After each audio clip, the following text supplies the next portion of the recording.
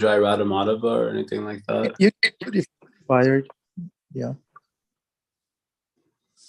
We can skip it if you'd like. Up to you, Prabhu. Okay, I'll start with Mangocharan.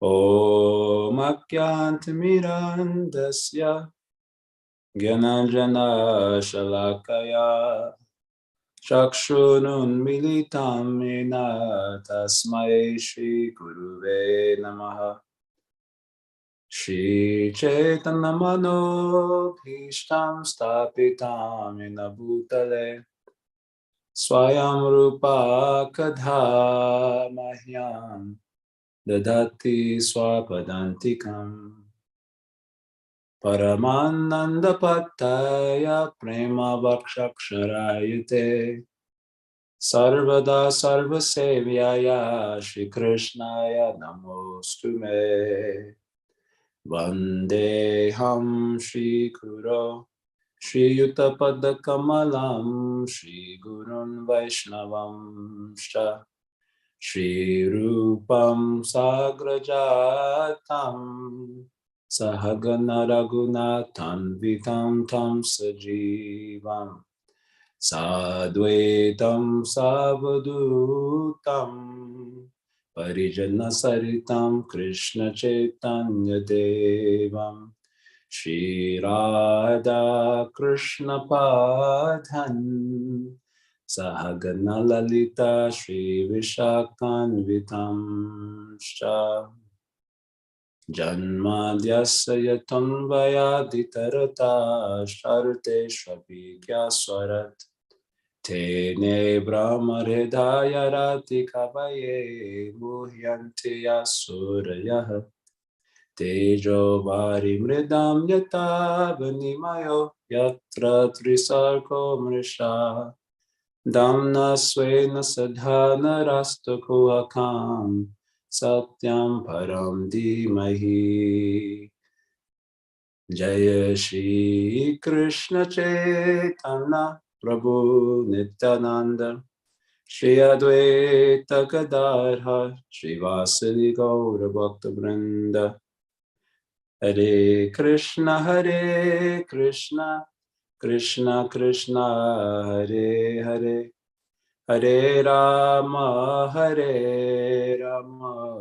Rama Rama Hare Hare Hare Om Tat Sat.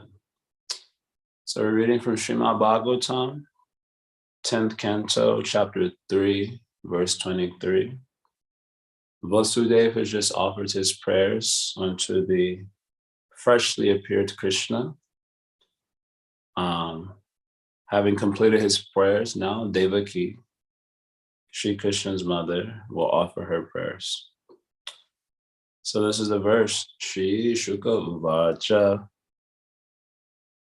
Atai Namatmajam Viksha Mahapurusha Lakshanam Devaki Tamupadhavat Kangsat Bhita Suvismita. Translation and purport by Srila Prabhupada Ki Jai. Translation.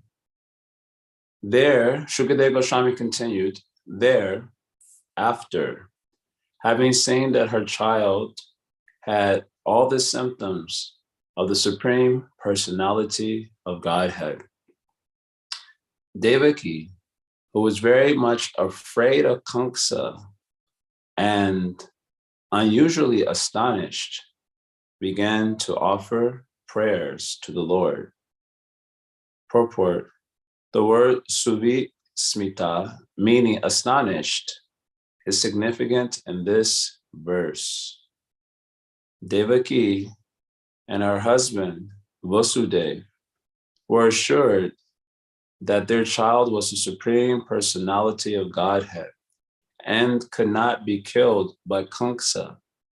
But because of affection, as they thought of Kamsa's previous atrocities, they were simultaneously afraid that Krishna would be killed.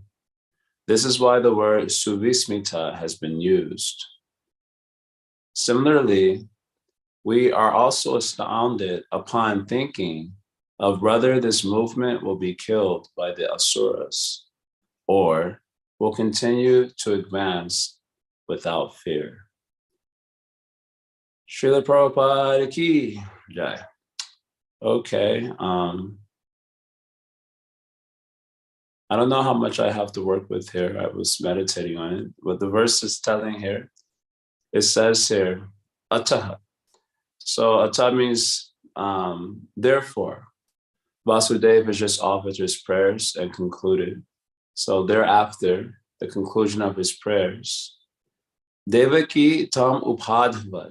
So Devaki, she begins offering her prayers unto him. So who is this him? Enam Atmajam. So it says unto him, this Krishna. And who is this Krishna? Atmajam. Atmajam means their son or born from their own self. So how is it possible that one can give birth to a God? How can a finite reality give birth to an infinite reality? That is almost like asking the question, how can something come from nothing? But here it is saying that she's offering prayers to this Krishna, who was Atmajan, born of her own self. Devaki was responsible for can you say midwifing or birthing God. So how is that possible? This is due to her feeling of possessiveness, which is the symptom of prema. Or divine love for God. It is not possible for one to, in the ontological sense, give birth to God. But it is possible insofar as love gives birth to the appearance of the Lord, both in our consciousness and in the lila of the Lord. He comes out as if giving birth. So this is due to the Lord's great power, known as the Yoga Maya. Yoga Maya means the power of God by which he envelopes the living entities into ignorance, basically. Now, there are two types of ignorance. One ignorance is the one that we're familiar with very well on a very intimate level, on a moment-to-moment level. The ignorance that causes the obscuration of our own souls, and thus the obscuration of God himself. As Krishna says in Bhagavad Gita, Naham prakasha sarvasya yoga maya samavrita. Mudoyam abhijananti lokoyam ajam avyayam. As Krishna says that people do not know him in this world because they are covered by his yoga maya. So his yoga maya is used here as the potency of ignorance that obscures the vision of the souls who are turned away from him. So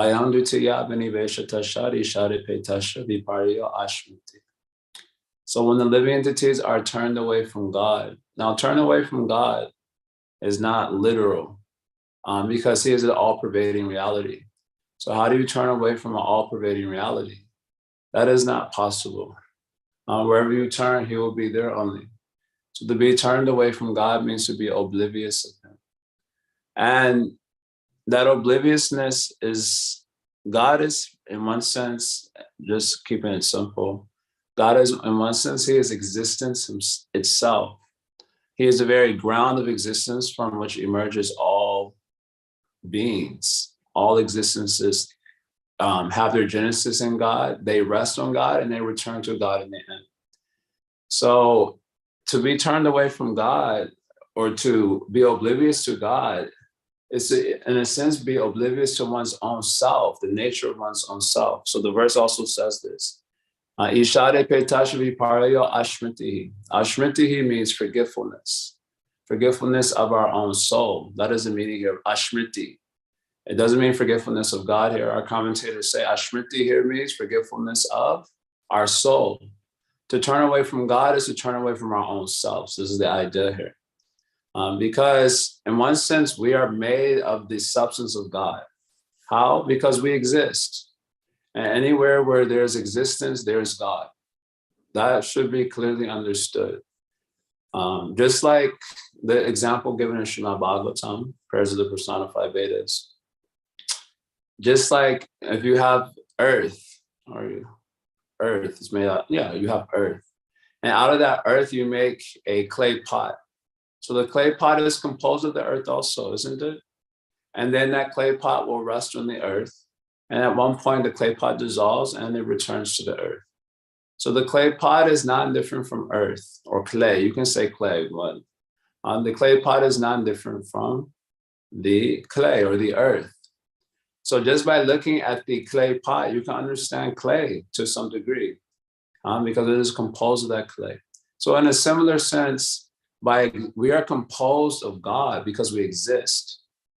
He is donated, in a sense, this is not perhaps the most precise language to use, but he is donated, in a sense, his own existence to us. Without him bestowing existence to us through his Sandini Shakti, we would not exist whatsoever. Not only we, but anything that we see existing could not exist whatsoever without the bestowal of existence to us by his own power. So just to exist itself is existence itself is an indication of God himself. So to be turned away from God is to actually turn away from one's own self. Ishare pechasha viparyo ashmiti. This is ashmiti. And when we turn away from our own, when we're lost to ourselves, the result of that experience is a vacuum, like an existential vacuum that seeks to be filled up. So the way that we do that is that we grab after material things, beginning with the material body. So this is called viparya. Viparya means like the opposite. So we are consciousness or souls, but we come to think ourselves as the opposite, namely material bodies, and the things related to material bodies. And so why does that happen? Because the experience of being lost to ourself is that we have to grab, the experience is an existential vacuum, and that existential vacuum causes us to grab at things, starting with the material body. Now, after we grab a material body, which is inevitably going to disappoint us because it's perishable. And so that nothing perishable can satisfy an imperishable entity like the soul. So as we grab material bodies and we come to identify them as ours, we appropriate the body and say, this is ours, this is mine, possessiveness, sense. Then Dvitiya Abhiniveshita, the Srimad Bhagavatam says, Dvitiya Abhiniveshita. Abhiniveshita means absorption, complete absorption. Absorption and Dvitiya. Dvitiya means a reality outside of Krishna, basically, outside of God. Now, there can be no reality outside of God because he's the very ground for which everything is existing. And everything is located in him, everything returns to him. So there's no reality outside of God. He's the one reality without a second. Advaya Gyan, we say this. Vedanti tat tataviras tatam yaj gyanam advayam.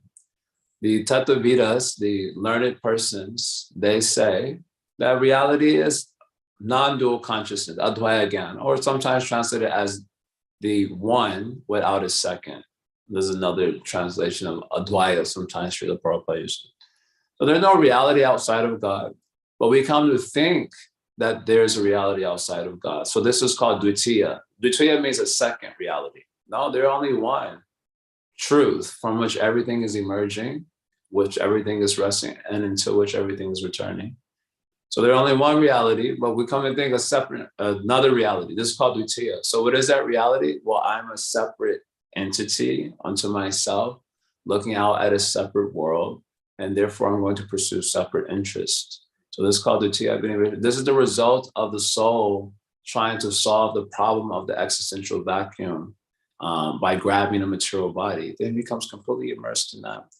And the result of that immersion is bhayam. Bhayam means fear. So the soul we largely live in the material world, fear-based lives.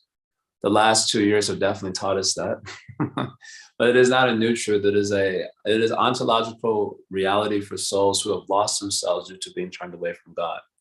So the Srimad Bhagavatam says, Tan Maya Yato, this is Maya. All this little description that I just said, this is Maya. So this is the one type of Maya. Naham Prakasha Sarvasha Yoga Maya Samavrita. This is a bad type of Maya, you can say. The bad type of ignorance, the one that we're quite familiar with, and which is very difficult to get out of, nearly impossible. And if at all possible, it is possible only by devotion to God. Mam eva ye prapadyante mayamitam tarantite. Daivye shuburamaya mamaya tarati. Krishna is telling us.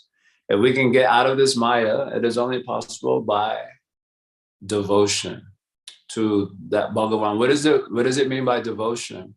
If the problem is ishadapeta, being turned away from God, then the solution is to turn toward God. So that is what bhakti is essentially, sammukya. The user's word sammukya. The problem is we're turned away, so the solution is to turn towards. And all the sadhanas mentioned in sacred text is a method of turning toward reality.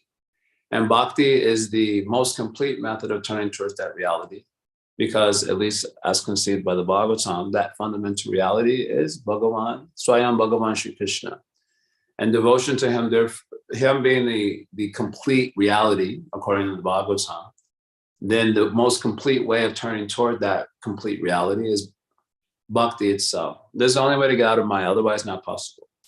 But then when you get out of Maya through bhakti, then you get influenced by another type of ignorance for those who come close to Bhagavan. So this is a good type of ignorance. So this good type of ignorance is called Yoga Maya also. And it can be expressed in different ways, but often the way we describe it is as Krishna Prema. So the nature of Prema is that it, amongst other things of its nature, it causes the soul. Prema means the relationship, or bhakti in general, especially bhakti as Prema, means a relationship between Bhagavan and his bhakta. And so the nature of prema is that it causes Bhagavan and the bhakta to become possessive of each other.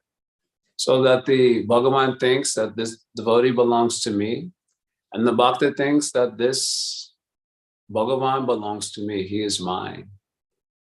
This is the essential nature of prema bhakti. Oh, what an essential nature. When Srila Rupa Goswami defines prema in the Bhakti Rasamrita Sindhu, he says that prema is condensed bhava.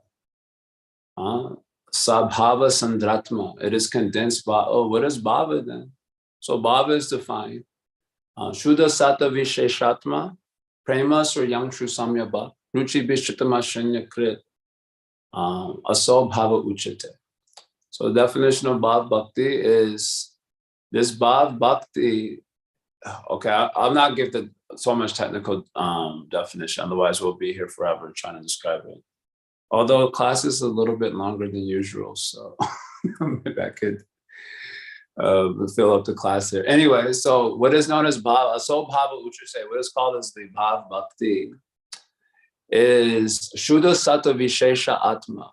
So the soul of this bhakti, the very essence of it, the atma, the soul of the bhakti, or the atma of the bhakti, is Shuddha Sattva Vishesha. So the Shuddha Sattva, as you know, Bhagavan has, we hear this in Gaudiya Vaishnavism, he has three, primary potencies: the spiritual potency, the material potency, and the marginal potency. You should be all knowing this. The spiritual potency is called the Swarup Shakti, and the material potency is called Maya Shakti, and then the souls, we're in the ontological middle of these two. It's not a geographical middle, but it's an ontological middle called the Tatashta Shakti. Tatasta means like situated on the bank. So there's not like a literal bank that we're standing on and then like going spiritual, material, but the soul itself is like the ontological middle, meaning that the soul can be influenced by this side or that side. Or Vaisheshika Guru says it in a funny way, we're open to suggestion. We're like a crystal, crystal. So if you put the crystal in front of something red, it will assume a redness in it. And if you put it in front of something blue, it will assume a blueness in it. So we're kind of like the crystal. We're open to influence from the spiritual side or the material side. So this spiritual Shakti, called Swarup Shakti, it itself has three parts to it. So three parts is called as Sandini, which means the existential part is the potency by which spiritual reality exists. Meaning like the spiritual domain, the spiritual bodies, the spiritual environment, etc. This is all existing through the what's called as the Sandini part. Then you have the Samvit part. So the Samvit part is the cognitive potency of the spiritual power. This part is the part that allows souls to have cognition of spiritual reality. In other words, I'll explain this in the form of a question. Why are we not aware of spiritual reality?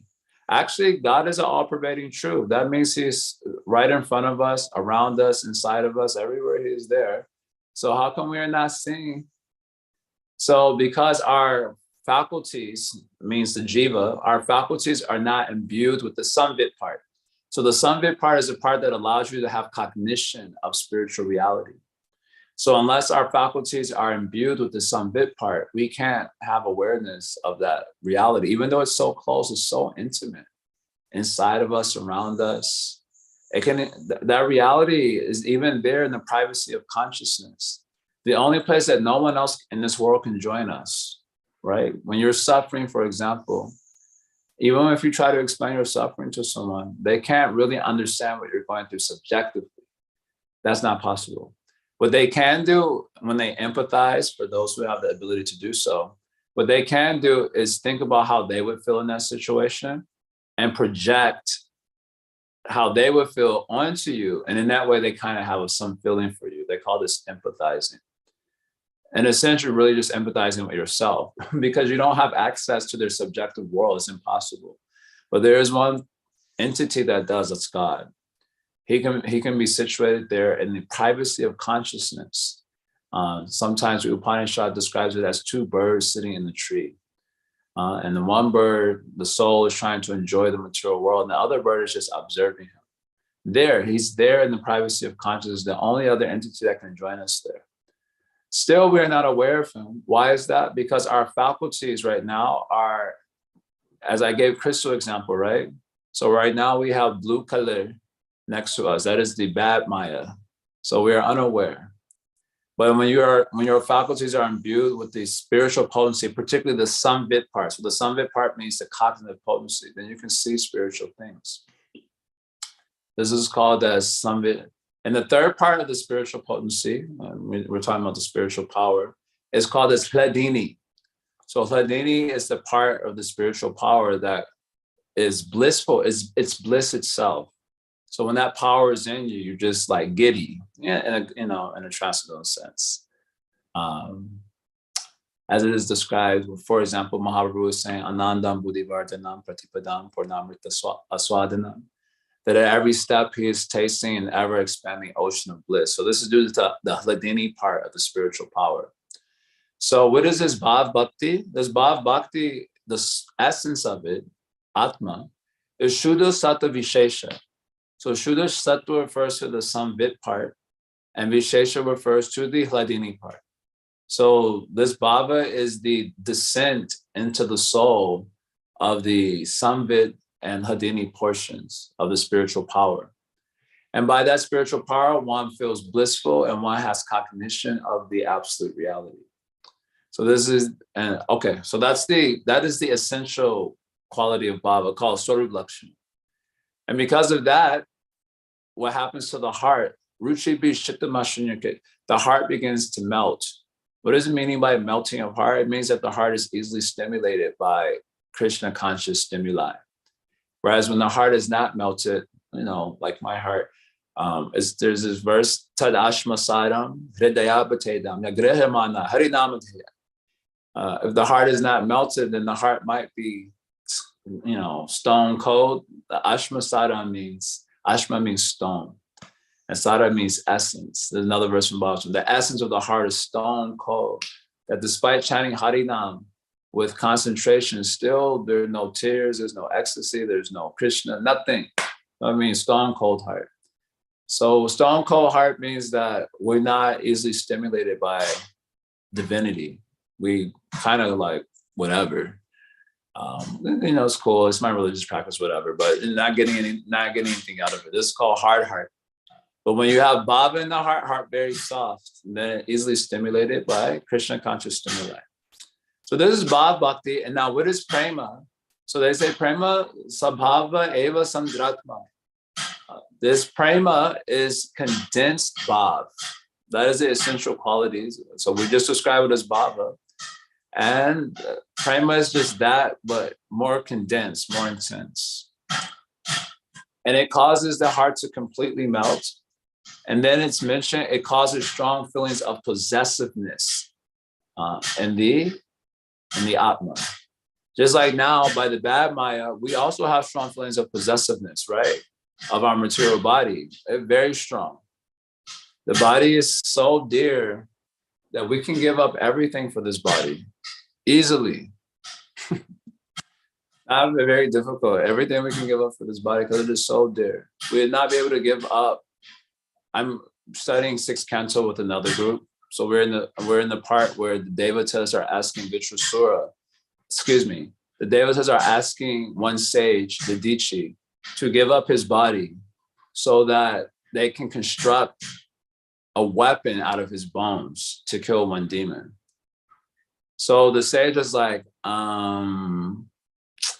that's a picture of your question. Don't you know how dear the body is to the living entities? And that they'll be willing to give up everything, but not give up the body. Very difficult.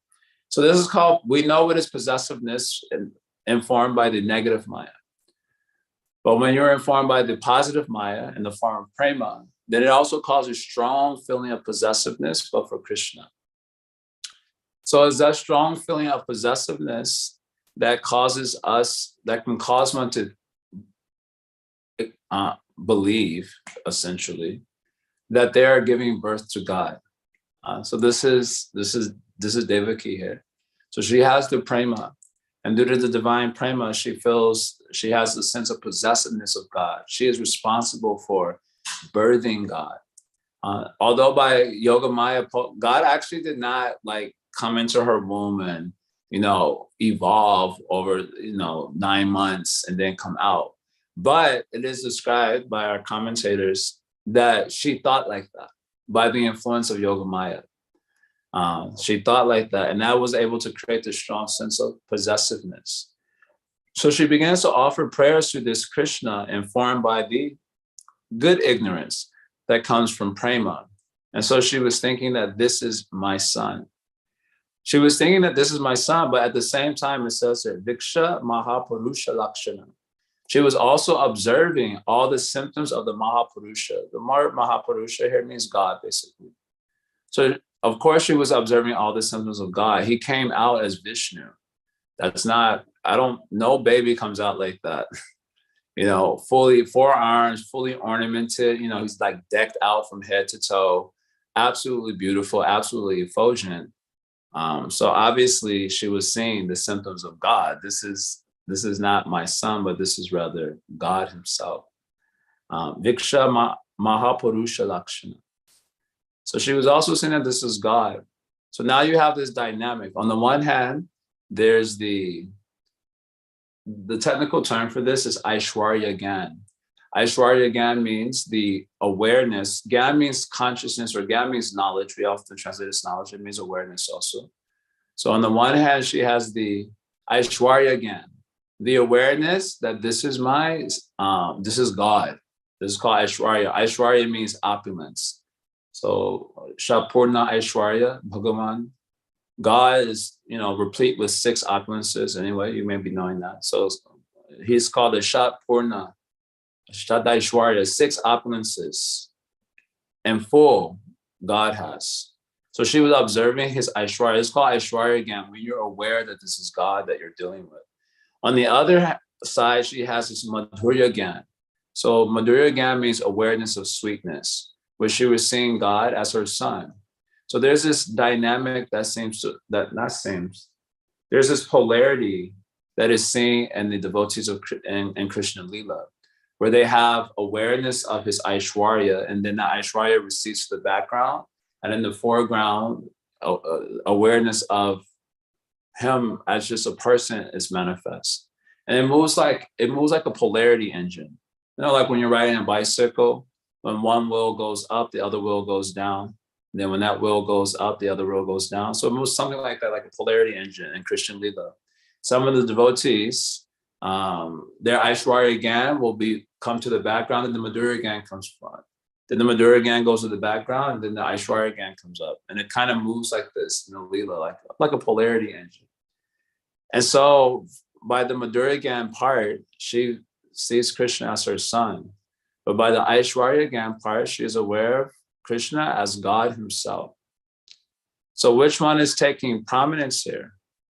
So it says here, unto him she begins offering prayers, which means that the Aishwarya Gan part is there. But at the same time, the last line of the verse says, Kamsa bhita suvismita.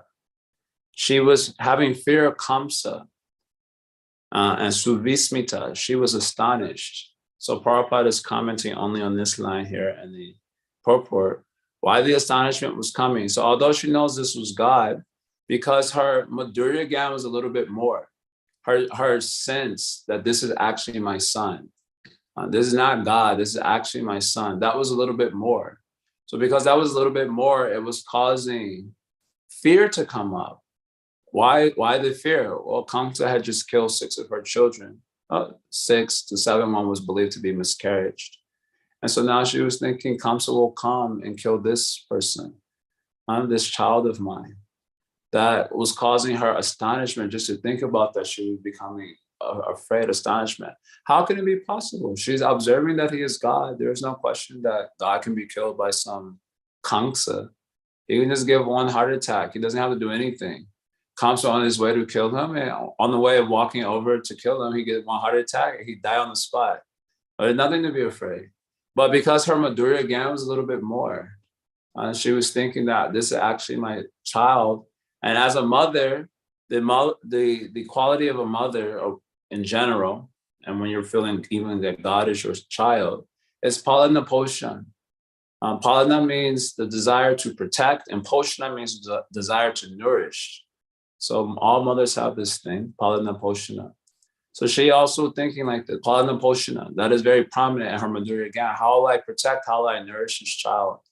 And in thinking of that, and Kamsa may come to kill him, she was feeling suvismita, as described. She's feeling astonishment. How will I give protection to this child?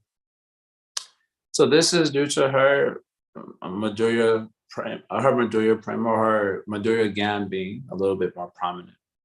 So Prabhupada is taking this also in his purport. He says that similarly, this is how he's thinking about his movement, which is interesting comparison that he gives there. Actually, the movement is under the control of God, like everything else in this world. And it cannot be stopped by anything mundane. But still, as Prabhupada has become responsible for midwifing God in the form of Krishna conscious movement in this world. And so he's having the sense that this is my child, so to speak, the movement. And therefore, a very strong palana poshan spirit is there. How will I protect this movement? How will I nourish this movement?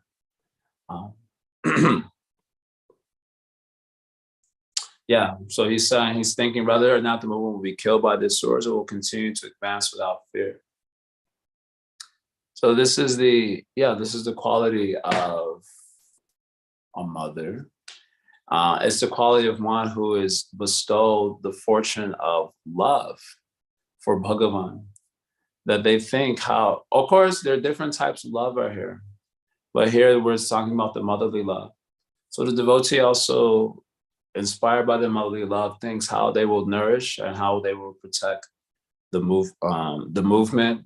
And the movement is a form of Krishna also, or how we protect and nourish God himself. That is Devaki's feeling. So being bewildered by all these feelings, this is what I wanted to say also. This feeling, the love is like an ocean. So this is an important part also. This love, also called this Daibhav, is like an ocean. And in this ocean, there are many waves. Many waves are there. There are many ways of ecstasy. So one of the ways of ecstasy is this fear.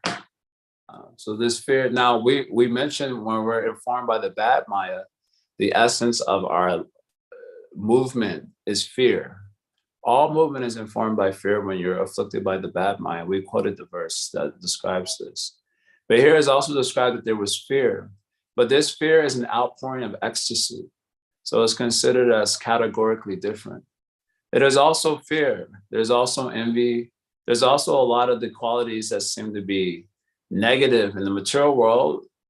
When dipped in the ocean of prema, they become ecstatic. And so here, this type of fear is an outpouring of her ecstasy. Just like a wave comes out of the ocean. So out of the ocean of her love, there's one wave that is fear. And then sometimes there's a wave of humility. Just like sometimes when we're reading the prayers in the Bhagavatam, or particularly the prayers of our acharyas, like Srila Bhaktivinoda Thakur, for example, he writes a prayer and the whole prayer is just a list of his bad qualities. And you like reading it like, geez, even I'm not that bad. Like, and so then you think, okay, they're writing this prayer. This is for us. This is not really them. They're not talking about themselves, but actually they are talking about themselves. They actually feel that it is a type of ecstatic emotion that comes out of the ocean of their love, known as danya. Danya means humility, or danya means wretchedness, like a sense of wretchedness. And they actually feel that way subjectively as a type of ecstasy. It's a type of ecstasy. When we read it, because we're reading it being situated categorically in an inferior position, so we read it as a type of negativity thing, like, oh, ooh, that sounds terrible. But actually, it is an outpouring of ecstasy that's going on. And in the communion with God, it's a type of ecstasy. So here she's expressing a type of fear, but this fear is an ecstatic outpouring of her motherly love, her desire for Pala and Poshan. And as the ecstasy is now overflowing, she will begin to offer prayers. So last point I'll make here, I've already spoke too much. Last point I make here is that in the material world, the definition of activity, karma, Jiva Goswami gives a nice definition of karma. He says karma is that which a incomplete person does to become complete. This is called as karma. One who is apurnasya, one who is incomplete, the chesha, the activity that he does to become fulfilled or complete, this is known as karma. So the Lord's leelas and the Lord's devotees, they don't do karma. This is Jiva Goswami's point in the Bhagavatam Class. This is Anuche 47, he's making this point. They don't do karma, they do leela. But leela also looks like karma, it looks like activity. So what is the difference between karma and leela? So there he says that leela was that, leela is when a person who's already fulfilled, they're already complete. And the outpouring of their completion is a type of activity. This is called leela. So you can have activity to fill a hole in the heart. And then there's activity that is the overflow of completion. The overflow of completion, if you will, like the milk overflowing on the stove if you go to warm it up. So the overflow of completion, or the overflow of joy, basically, is also a type of activity. That's how the Krishna consciousness movement is also described, right? Ideally, Mahaprabhu and his associates, they eat all the fruits of prema first, right? That is described beginning in chapter 7, Adi Lila. And then what happens when they eat the fruits of the prema? We discussed a little bit of prema. Then the premananda, the joy became so intense that it overflowed and inundated the land of Navadvip. So the Krishna consciousness movement is described in Adi Lila as an inundation of joy that overflows from their own ecstasy of prema. So that is also a type of activity. So now we're going to hear Devaki's prayers. Her prayers are an overflow of the ecstasy, her ecstatic sentiments. They overflow and they come out in the form of a stuti, or a glorification of prayer. So that is coming up in subsequent verses. Okay, I'm going to pause there. I did the best I could with the little that I had. So anyone wants to say anything? I know you guys go on to 8 o'clock to give the questions and comments. a chance to live, express themselves. Thank you, Judge Jagannath Prabhu. We're not entirely sure who you are, honestly. Beautiful presentation. You really dissected Leela as overflow of completion. That's so beautifully said. I have a quick question. So you were talking in the beginning of your class about the state of being turned away from Krishna. And I would imagine we've had experience of that for countless lifetimes. Now we're trying to turn back to Krishna. Will that take the same amount of time that it took us to turn away, or it's going to be faster or slower? That depends on the individual. It can take, Prabhupada writes in the last purport of chapter 2 Bhagavad Gita, I think it's 272. He writes there that we can do it immediately, or it may not be done after millions of lifetimes. So that depends on us. If it was dependent on our own power, it would be actually impossible, basically. If it was depending only on the power of the jiva. But as we described, there's a spiritual power, a divine power that is outside and above us, and that can upbuild us instantaneously if only we are receptive to it. So most of what we call is sadhana bhakti. Sadhana means practice, basically. Most of what we call as sadhana is just crafting our cup so that we can receive this divine power in full. Right now, our cup has many holes in it. So the divine power comes in and is pouring out. Just like I had one water bottle one time, it had a little crack that you couldn't even really see it. It had a crack on it. Couldn't hardly see it. So I filled the whole thing up with water, and then put it somewhere. Come back 1 hour later, the thing like halfway down because this little crack there I couldn't see. So basically, sadhana bhakti is like removing the cracks in the cup, if you will, of our heart or our consciousness, so to speak, so that we can catch grace that is coming. And then when we're fully receptive to grace, we're able to catch it and we're able to hold the grace, so to speak. Then it can happen very rapidly. But it depends on how effective we are in receiving grace in our life. So because of the hard-heartedness, many of us are not so good at it, so to speak. So that is the part that is taking a long time. Otherwise, we hear so many verses. Sadhya, this word sadhya, at once you'll hear just one time they chanted Harinam and did it at once. So you wonder, how is at once possible? It's possible once you become fully receptive, then this other power brings you out like that. But because we are resistant in various ways, so it's taking some time to remove that resistance, that impersonalism. So it's not that Krishna is slow. It's me that I have holes all over the place. Yeah, that's kind of part of the issue. So we have to fix our cup of receptivity. That's the best I can do there. Is there anything else? Oopsies. I can't see the chat box, but I can because my thing is not holding up very nicely. So I don't know if anyone else is saying anything. Can you hear me? Yes, Prabhu. Hare Krishna, Prabhupada. Fantastic class. I mean, I'm just astounded at your erudition. And, all the Sanskrit terms and all the intricacies of this philosophy. Most of it is over my head, but I get the drift of it. Prabhupada gives that analogy that about Leela, the very, very wealthy man. He's on the front lawn of his big mansion, and he's playing croquet with his little daughter. And then he goes, "Oh, you got that one? Oh no, now I'm gonna lose." And it's like there's really no big deal. I mean, he's completely impervious to any kind of material downfall. But in the course of the game, there are these feigned emotions, and we know in this country there's the basketball and there's the football and there's the baseball. People get so absorbed because these things reflect life, and they oh, we're winning. Oh no, we're gonna lose. And it's so like interesting because we have this natural propensity to engage in interactive,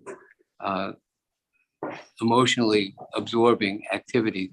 Otherwise, it's just very dry and academic, like going to the restaurant and reading the menu but not having dinner. So I can see when you dance in kirtan that you are just tasting, the joy, the natural joy of the soul in glorifying Krishna. And it's like that in class too. What you have to say just flows out such a beautiful way. So thank you very much. Hare Krishna. Hare Krishna. Thank you. Hare Krishna. Bless you, Prabhupada. Okie dokes. Anyone else would like to say anything? Bhima Prabhu, unmute yourself and unmute your dog. Haribol, can you hear me? I think Haribol? so. Hare Am I Krishna. breaking up? Maybe a little. Tell you what, come back to me later. Let me get on top of the mountain. I'm on the path here, and because of listening to your lecture, it's on the Bhakti Marg. It's so. Anyways, I will raise my hand again when I get up on top of the mountain, so you can hear me. Haribol. I hope it's not very long because we might work at the end. There is something in the chat I'm going to read. That's from Martha's iPhone. As we fill our cup, do we become more aware of the cracks we are dealing with? Or is this a natural process as we grow closer to Krishna? Thank you, Martha. Very intelligent, pertinent question. Yeah, my understanding is we definitely become aware. The main crack that's there is the crack of impersonalism. Just like Prabhupada writes in this verse, one of my favorite verses from Bhagavad Gita, Prabhupada's purport, that is to say, Vitaraga bhaya kroda mamaya mamapastrita. He's the verses where he says that anyone who understands the nature of my birth and activities, at the end they return to me. And then the verse after that, he says, many have attained love for me like this. Not one or two people have done it. Many have done it after they've been purified by the austerity of knowledge, after having given up attachment, fear, and anger. So Prabhupada, in his purport about the fear part of this verse, he says that we have fear about being a person. He said, because our experience of material personhood is so devastating that we become attracted to impersonalism, not being a person. And the conventional world, it manifests as like antisocial and manifests as objectification of one another, which is very common these days now. And so on. We become impersonal. So he says we have to give up the fear of being persons and take full responsibility of being a person, like developing personhood and being a person. So that is the main crack. And as we make advancement in this highly personal process, we do become aware of the degree of impersonalism that has reached into our soul and arrested its progressive movement towards this personal reality. That's the main crack. And then being aware of it, we want to correct it. But the correcting process is not like dealing with it directly. The correcting process is by becoming more personal, learning how to be persons. Now, the best way to learn how to be persons is to associate with those who are persons fully. So the fully developed persons are Krishna's eternal associates, basically. And of course, our Guru Varga, who have realized the full scope of their personhood. Gaur Leela, Krishna Leela, you associate with these persons. So how do you associate with these persons? You have to read Krishna Leela. That is the essence of hearing, ultimately. You hear the Leelas of Krishna about people who are fully personal. And by hearing about their personhood, we learn how to take responsibility for the development of personhood. This actually could become a very big topic, so I'm just giving a suggestion here. That is the main crack we have to pull. So we definitely become aware of that crack by progressive advancement in bhakti, the extent in which the impersonalism has gripped our heart and made it hard. And as we are aware of that, we seek to solve it, not by directly wrestling with impersonalism, but by just bringing the personalism, by associating with the fully evolved persons, the archetypes which we hope to become like in our perfection. And in that way, we challenge the impersonalism. Prabhupada has written of his Gurudev, impersonal calamity thou hast removed. So this is that's my intuitive answer to this question. I hope it's okay. A lot more can be said about this actually, but I can only be suggestive at this moment.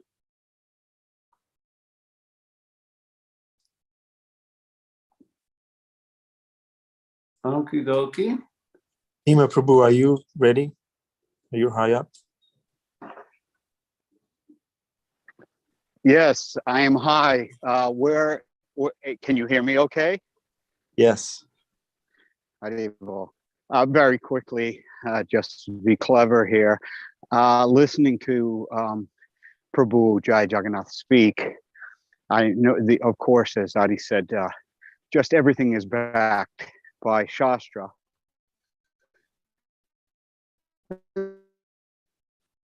And at the same time, you broke up a little bit. I'm just, all right. I wrote it in my chat. If you can see that, just do that.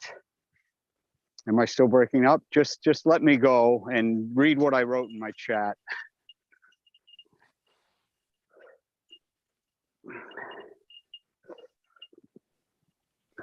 Incredible speaker, that's what you wrote. No, after that. After that. To wit, prema is Krishna has my heart and I have his. After that. After that, philosophy, After poetry, that. Philosophy, poetry, flow. His lecture is flow. Philosophy. Okay. That's very kind of you to say. I felt like I was stumbling today, but it's very kind. Thank you. Well, it's like a dance. It's like dance. Every part has to move in synchronicity. Every part has to be developed and trained over time. One must be very aware of the nuance of movement. And you are very aware of the nuance of the movement of the heart, of the bhakta. And all glories to Prabhupada. Hare Krishna. All glories to Prabhupada. Okie dokes. Anything else anyone wants to say? Otherwise, we might finish a little early, I guess. No. We're going to go till 8. Jai Jagannath Prabhu. I have questions. And anyone, if you have a question, feel free to unmute yourself and ask. Now is the time. And my question is, so Srila Prabhupada says that this movement can be, that the demons are challenging the growth of this movement. So who are these demons? Srila Prabhupada says that this movement can only be destroyed from within. So are these demons within the society or without? Are these demons Buddhists, impersonalists, or just lusty, uncontrolled, crazy people, or loose devotees with no parameters? Can you describe this demonhood a little bit? That is a threat to the movement, apparently. I don't know who these demons are. I don't know who Prabhupada was specifically referring to when he makes such statements. We would have to ask him. I don't like to assume that I know what Prabhupada means. Even when we're hearing like basic philosophy, I don't want to assume that I know that I've understood it, fully or completely or at all in certain cases. So I don't know. That's my real answer to that. But I would say that, as far as his comment about the movement can be destroyed from within, it did appear that he was speaking to our own capacity for moving up or down in the sort of vertical dimension of our being, right? We can move. We all know that we have a more, let's say, like celestial side of our being, and we know we have a more subterranean side of our being. and we can move up or down on that vertical dimension of our being. And so it did appear that he was speaking to that we could, if we move in lower states of consciousness and we evince a more demonic edge to our being, then we can destroy the movement from within. It did appear that he was speaking to that particular idea, that we, and you may, in some ways we can intuit that this is the case when we see devotees unable to cooperate with one another, unable to be reconciled to one another over, philosophical issues, over external issues like how you should dress or how you should do this or that, and allowing that to take prominence in our cooperation for midwifing the movement that is meant to save the world in its darkest hour. So in that sense, you can say we can destroy from within. But as far as your question, who is this demonhood? I think that's the most humble answer I can give to that. And as far as demons outside of ourselves, I have my own intuitions about that, which I'll not share here. They're more, they have a more of a conspiratorial edge to it. Not that I look up these things, but just my intuitions are like that. Part of it is just due to upbringing and generational inheritance of a certain mentality around these things. And it does seem that Prabhupada spoke to such things also. But in order to say who it is exactly, that would just be what they call as a theory, conspiracy theory. So I'm not so interested in conspiracy theories. I like conspiracy facts. I do believe in that, but I don't get so on board with the conspiracy theories. It could be this, it could be that. And I choose not to get so much into that because I don't want to live a life of paranoia. Just the other day, this is anyway, sharing this vulnerably, but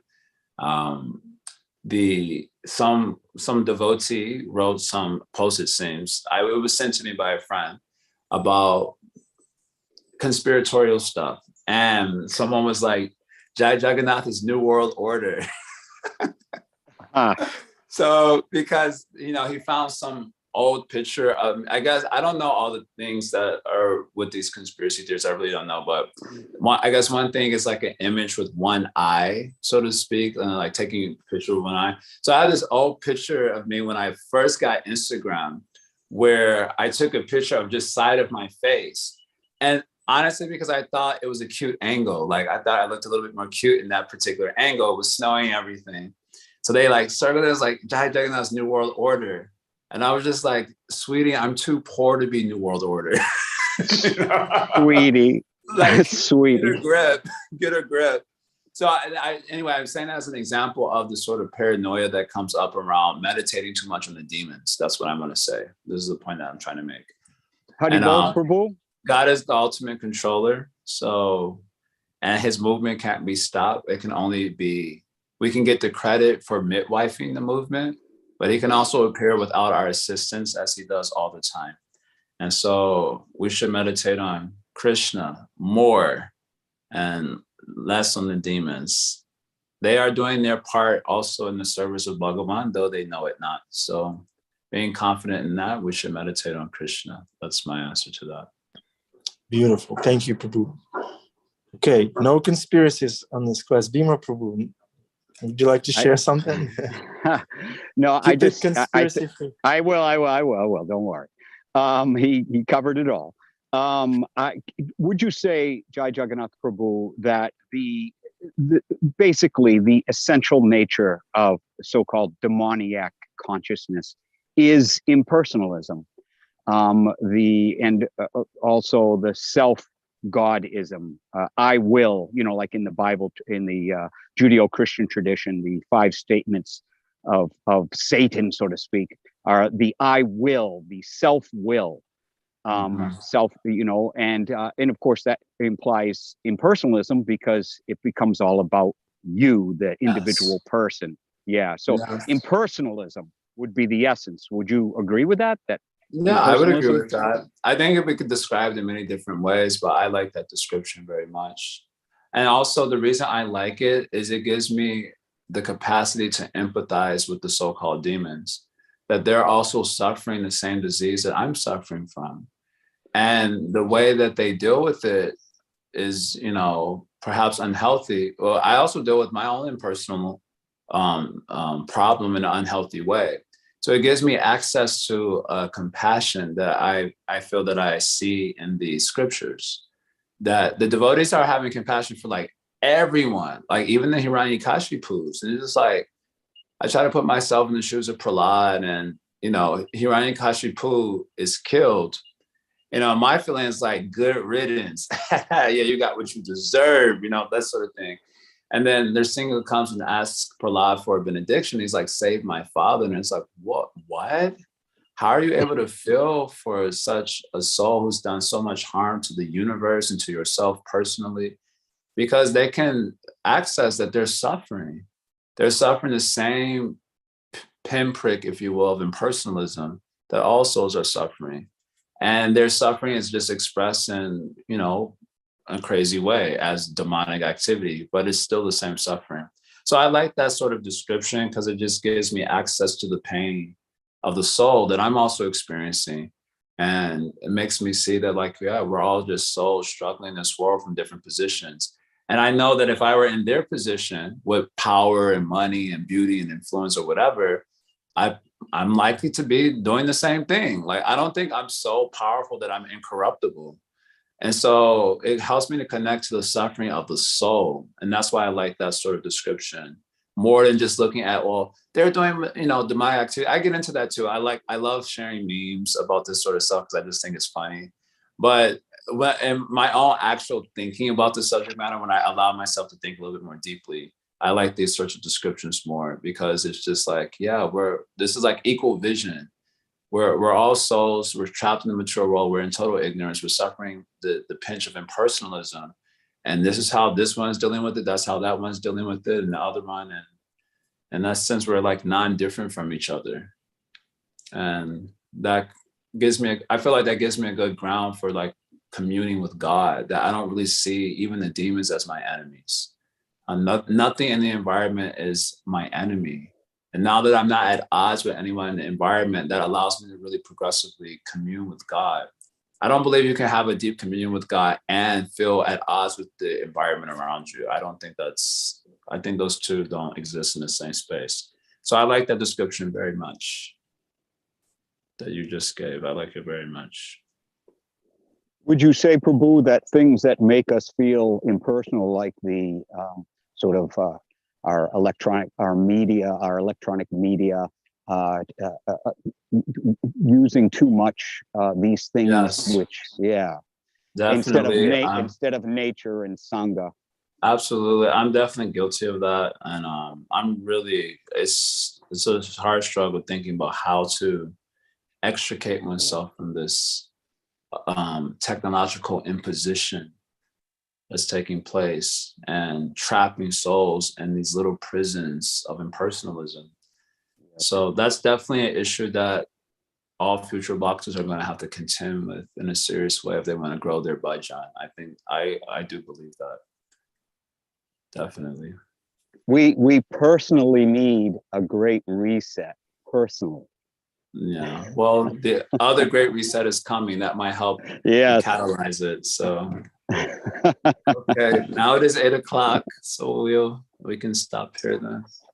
Thank you very much, Prabhu's and Prabhu Geni's Jai Jagannath Prabhu Ki Jai, Srimad Bhagavatam class every morning with the camera on. Ki Jai. Thank you very much for being personal here, for being vulnerable. Jai Jagannath Prabhu, thank you for being thoughtful and deep and esoteric and conspiracy theory free today. Thank you very much. We love you.